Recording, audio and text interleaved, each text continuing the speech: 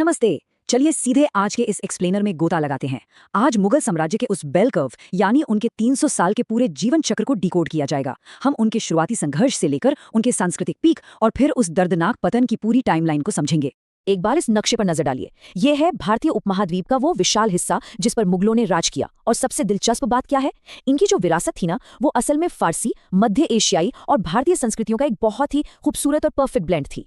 तो इस ऐतिहासिक सफर का रोड मैप कुछ ऐसा रहेगा। 1. साम्राज्य की स्थापना। 2. अकबर और स्वर्ण युग। 3.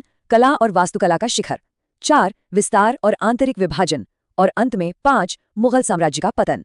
तो चलिए शुरू करते हैं पहले भाग से, मुगल साम्राज्य की स्थापना।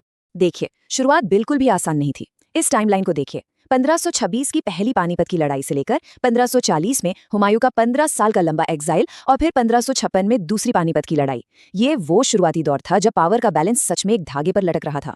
अब बाबर की वंशावली पर गौर करें तो ये किसी फिल्म की कहानी से कम नहीं है। इमेजिन कीजिए, पिता की तरफ से तैमूर और माँ की तरफ से चंगेज खान का वंशज। उज़्बेकिस्तान में लगातार भू राजनीतिक खतरों से घिरे होने की वजह से बाबर ने भारत की अपार दौलत और उपजाऊ जमीन की तरफ अपना रुख किया। पर सवाल ये है कि बाबर ने इब्राहिम लोदी और राजपूतों की विशाल सेनाओं को हराया कैसे? असल में इसका पूरा क्रेडिट जाता है उसकी मिलिट्री टैक्टिक्स को। उसने पहली बार भारतीय युद्ध क्षेत्र में बारूद और एडवांस्ड फील्ड तोपखाने का ऐसा जबरदस्त इस्तेमाल किया और साथ ही तुलगुमा नाम की वो चालाक रणनीति अपनाई जिससे दुश्मन को पीछे और साइड से घेरा जाता था। हाथियों की भारी भरकम सेना भी इसके आगे टिक नहीं पाई। बाबर के बाद गद्दी पर आए हुमायूं, लेकिन हुमायूं के हाथ से अफगान शासकों ने ये साम्राज्य छीन लिया। नतीजा, पूरे 15 साल तक फारस में निर्वासन।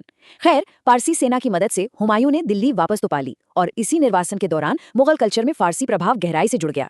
लेकिन किस्मत देखिए, दिल्ली लौटने के कुछ ही समय बाद अपनी ही लाइब्रेरी की सीढ़ियों से गिरकर उनकी अचानक मौत हो गई। और यहीं से शुरुआत होती है हमारे दूसरे भाग की, अकबर और स्वर्ण युग। जरा सोचिए, सिर्फ 13 साल का एक लड़का गद्दी पर बैठता है और पूरे अंपायर को एक एडमिनिस्ट्रेटिव पावर हाउस में बदल देता है। जी हाँ, बात हो रही है अकबर की। मालवा से लेकर दक्कन तक का विशाल विस्तार और सबसे बड़ी बात, मनसबदारी प्रणाली। ये अधिकारियों और सेना को रैंक देने का एक ऐसा शानदार सिस्टम था जिसने मुगल प्रशासन की मजबूत रीढ़ का काम किया। अकबर का एक और मास्टर स्ट्रोक था सुलह कुल की नीति, मतलब सार्वभौमिक शांति। उन्होंने जिजिया टैक्स को पूरी तरह खत्म कर दिया, इबादत खाना में अलग अलग धर्मों के बीच डिबेट्स करवाईं और अपनी इतनी डाइवर्स प्रजा को एक साथ जोड़ने के लिए दीन ए इलाही की भी नींव रखी। ये उस जमाने के हिसाब से बहुत ही रेवोल्यूशनरी कदम था। अब हम बढ़ते हैं बेल कर्व के उस सबसे ऊंचे पॉइंट की तरफ। भाग 3, कला और वास्तुकला का शिखर। जहांगीर के दौर की बात करें तो मुगल मिनिएचर पेंटिंग्स एकदम अपने पीक पर थीं। और हाँ, इस दौरान उनकी पत्नी नूरजहां का पॉलिटिकल इन्फ्लुएंस इतना जबरदस्त था कि उनके नाम के सिक्के तक जारी हुए। लेकिन इतिहास के नजरिए से एक बहुत बड़ा टर्निंग पॉइंट भी इसी दौर में आया, ब्रिटिश ईस्ट इंडिया कंपनी को व्यापारिक अधिकार देना। ये एक ऐसा फैसला था जिसने आने वाली सदियों की पूरी कहानी ही बदल कर रख दी। और फिर आता है वो दौर जिसने मुगल वेल्थ और आर्किटेक्चर को एक अलग ही लेवल पर पहुंचा दिया, शाहजहां का शासनकाल। दुनिया को ताजमहल, दिल्ली का शानदार लाल किला और जामा मस्जिद जैसी मास्टरपीस इमारतें इसी समय मिली। ये मुगल वास्तुकला का एकदम गोल्डन एरा था। लेकिन सच कहूं तो सत्ता का ये शिखर अंदर से उतना शांत था नहीं। शाहजहां के बीमार पड़ते ही एक बेहद ड्रामेटिक वॉर ऑफ सक्सेशन शुरू हो गया।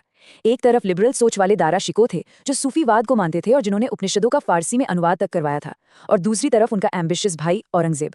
और हम सब जानते हैं कि इस लड़ाई का अंजाम क्या हुआ। औरंगजेब ने दारा शिकोह को हराकर सत्ता पूरी तरह हथिया ली। और यहीं से हमारा बेल कर्व नीचे की तरफ मुड़ता है। भाग 4, विस्तार और आंतरिक विभाजन।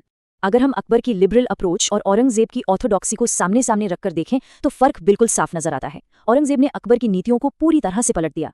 जजिया कर को वापस लगा देना और मंदिरों को तोड़ना, ये मुगल साम्राज्य की आइडियोलॉजी में एक बहुत ही बड़ा और गहरा बदलाव था। अब जाहिर सी बात है, इतने बड़े बदलावों का रिएक्शन तो होना ही था।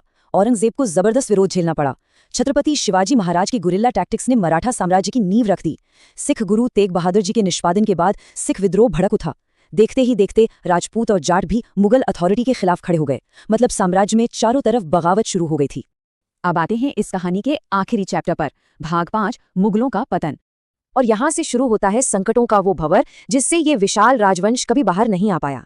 सैयद बंधुओं के हाथों की कठपुतली बने कमजोर शासक, रीजनल पावर्स का उदय, खस्ताहाल इकोनॉमी और ऊपर से विदेशी आक्रमण।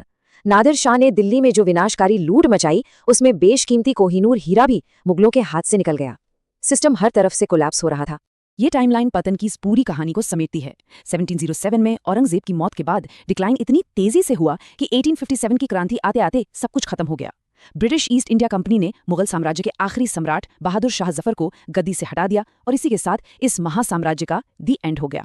इस एक्सप्लेनर को खत्म करने से पहले एक सवाल छोड़कर जा रहा हूँ। जरा सोचिए, क्या मुगल साम्राज्य बच सकता था अगर औरंगजेब की जगह सहिष्णु दारा शिकोह ने सिंहासन जीता होता?